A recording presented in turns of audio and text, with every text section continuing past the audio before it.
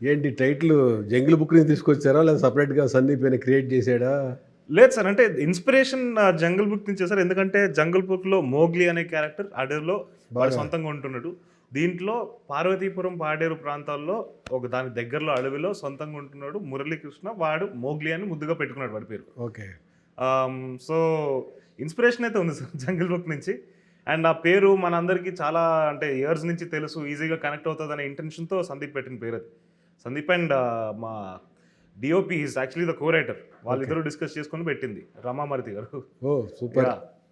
Watts అసలు main stream అంతా చూస్తే మన టీజర్‌లో సార్. హనుమాన్ చాలీసాతో మొదలుపెట్టి అవును సార్. రామాయణం లింక్ చేశారు. రాముడు, అవును. సీతలాగా. హ్మ్. హ్మ్. రావణుడు కూడా తీసుకొచ్చారు. వైవర్ష అవును. వాయిస్‌తో చెప్పినట్టు. అవును. మీకు ఏంటి సినిమాలో లవ్ స్టోరీ బిహైండ్?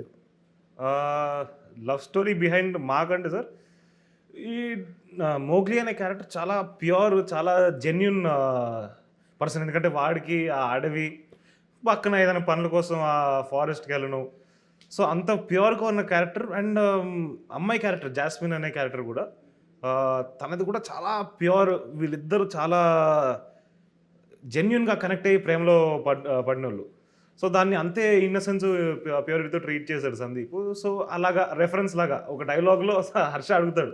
సో, అప్పుడు అవును మాయా నేను రాముడిని, తిను నా సీత అని నా డైలాగ్ ఉంటది. సో, ఆ ప్యూరిటీ ఉండడం వల్ల అదొచ్చింది.